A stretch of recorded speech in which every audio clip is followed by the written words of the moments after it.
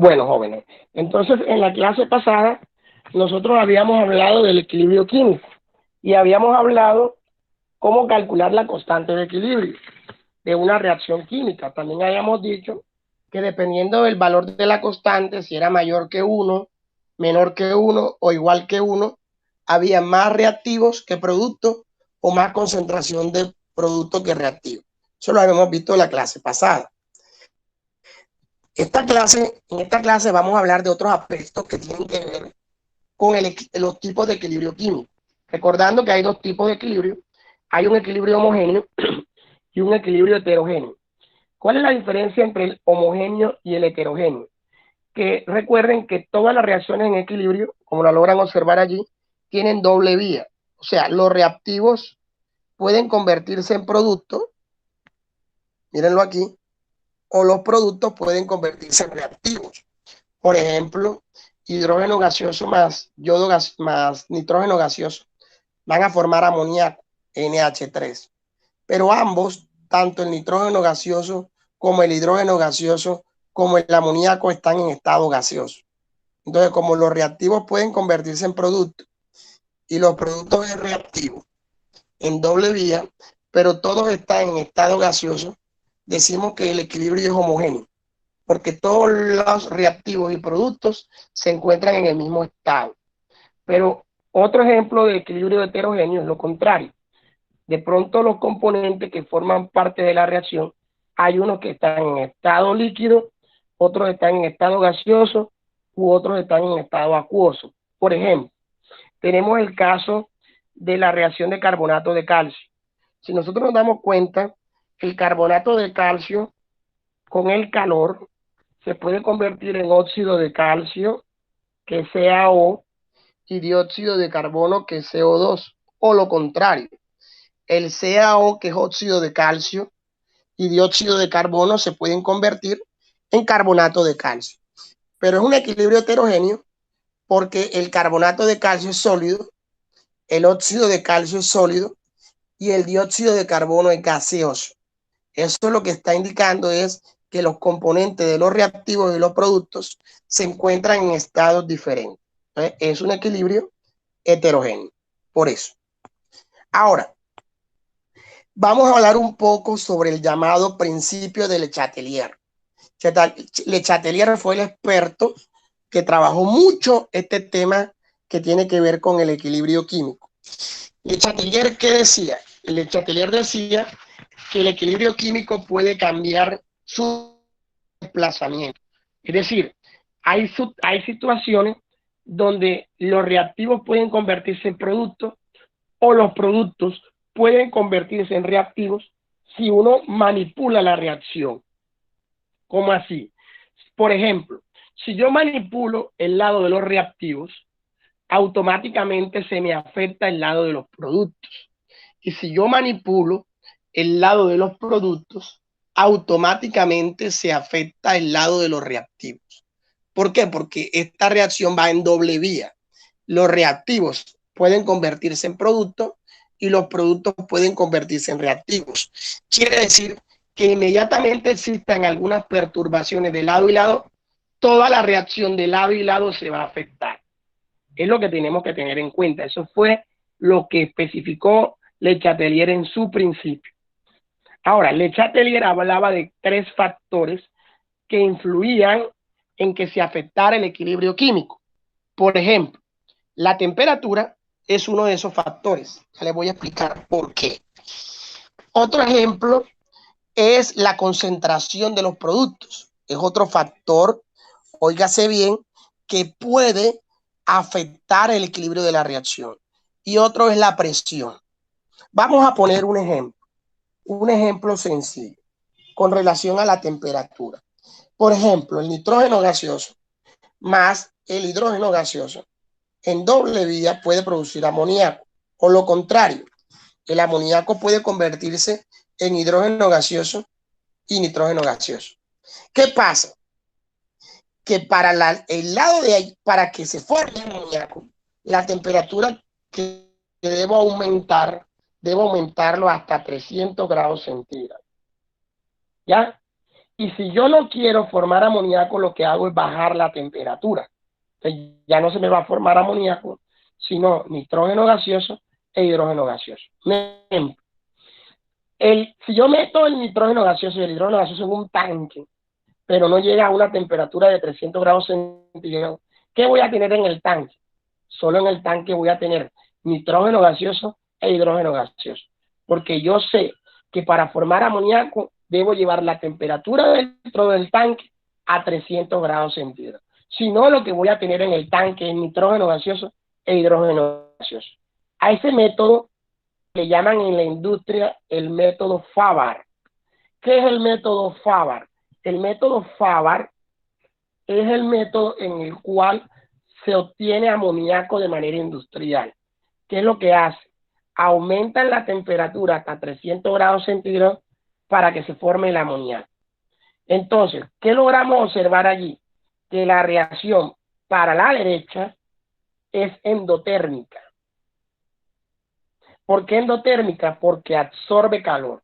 O sea, que el amoníaco se va a formar cuando el nitrógeno gaseoso y el hidrógeno gaseoso absorban calor para que se pueda formar amoníaco.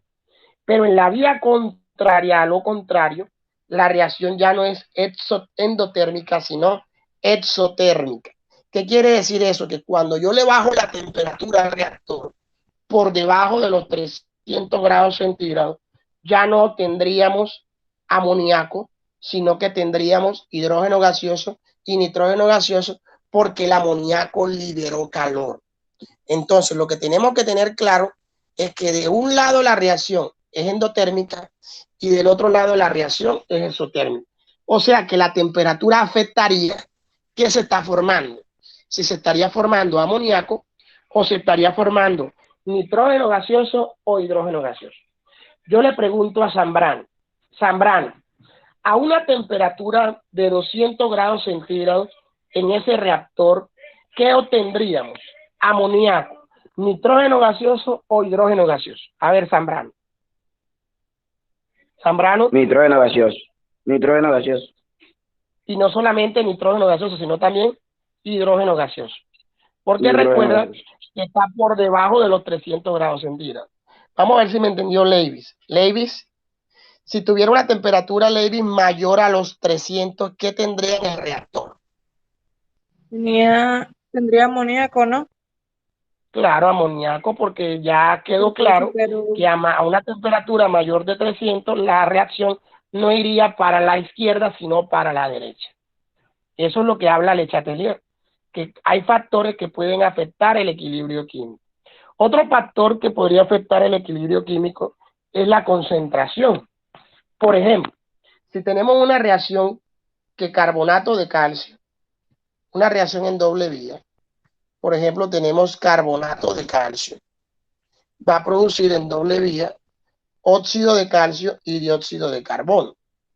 Esta reacción ocurre en doble vía. Si yo le metiera a la reacción más carbonato de calcio, ¿qué se formaría? A ver, ¿qué creen ustedes que se formaría? Si yo a la reacción le meto más carbonato de calcio, ¿qué se formaría más? O sea, no se formaría más carbonato de calcio, se formaría más dióxido de carbono y óxido de calcio. ¿Por qué? Porque al meterle más de un lado, se forma más del otro lado. Es lo que tienen que tener en cuenta. ¿Me expliqué? ¿Me entendieron? Repita. Al meterle más de un lado de una reacción, se va a formar más del otro lado. Por ejemplo, si usted a la reacción le mete más carbonato de calcio, se va a formar más óxido de calcio y más dióxido de carbono. Si tú a la reacción le vas a meter más óxido de calcio, entonces se te va a formar más carbonato de calcio, porque el carbonato de calcio es el que está del otro lado. ¿Me entendiste? Lenins. Si yo le meto a Lenins más dióxido de carbono a la reacción, ¿qué se forma más, Lenins? Más carbonato de... ¿Qué? De calcio. De calcio. Ok, muy bien, más carbonato de calcio. Becerra, ¿nos acompañas?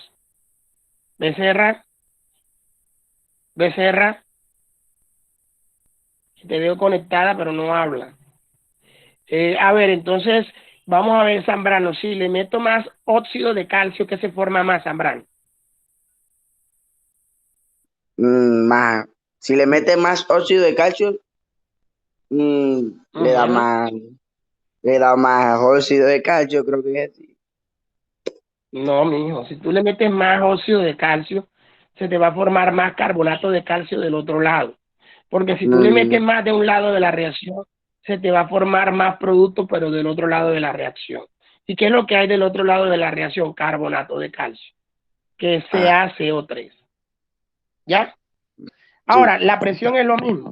Por ejemplo, si tú tuvieras en una reacción hidrógeno gaseoso y yodo gaseoso, se te va a formar en doble vía ácido yodhídrico. Ahora, el ácido yodhídrico, que es HI, solamente se va a formar cuando la presión es muy alta. Si tú le metes mucha presión al yodo gaseoso y al hidrógeno gaseoso, obviamente se va a formar más ácido yodhídrico. Pero ¿qué pasaría si en vez de meterle más presión bajaras la presión? ¿Qué creen que se formaría más? A ver, si le bajo la presión, ¿qué creen que se formaría más? Repito, si yo le subo la presión a un reactor que tiene dentro Es hidrógeno el que tiene gaseoso, más presión. O sea, usted dijo que el yodo tenía más presión que el no me hidrógeno. estás entendiendo. No me estás entendiendo. Lo Ujú. que estoy diciendo yo es que la presión es una variable para que se forme otra cosa. No, no es eso lo que tú estás tratando de interpretar. Te explico para que me entiendas mejor. Si yo meto en un tanque hidrógeno gaseoso y yodo gaseoso a una baja presión, nunca se me va a formar ácido yodhídrico. Yo para que se forme el ácido yodhídrico, tengo que hacer que dentro del tanque haya una presión tan grande que obligue al hidrógeno gaseoso y al yodo gaseoso a reaccionar para formar ácido yodhídrico. ¿Ya me estás entendiendo? Ahora, si yo bajo la presión, entonces no voy a obtener ácido yodhídrico, HI, sino que dentro del reactor o dentro del tanque, lo que voy a tener es hidrógeno gaseoso y yodo gaseoso. ¿Ahora sí me entendió? Señor, sí, señor, sí, señor. Yo te pregunto, si el reactor tiene una alta presión, ¿qué se está formando más? A ver, Zambrano, El, co- Lenin. el, con, el componente de yodo no es. O sea, A ver, mijo, cuando así. aumenta la presión, se está formando más HI, Ah, ácido yodhídrico. ácido Y yodhídrico. cuando, y cuando disminuye la presión, hay más hidrógeno gaseoso y yodo gaseoso. ¿Ya me entendiste? Ahora sí entendió. Sí. O sea, Bueno, lo que listo. dijo fue que cuando la presión disminuye, hay más yodo gaseoso y hidrógeno gaseoso. Y Correcto. cuando aumenta, hay más ácido yodhídrico.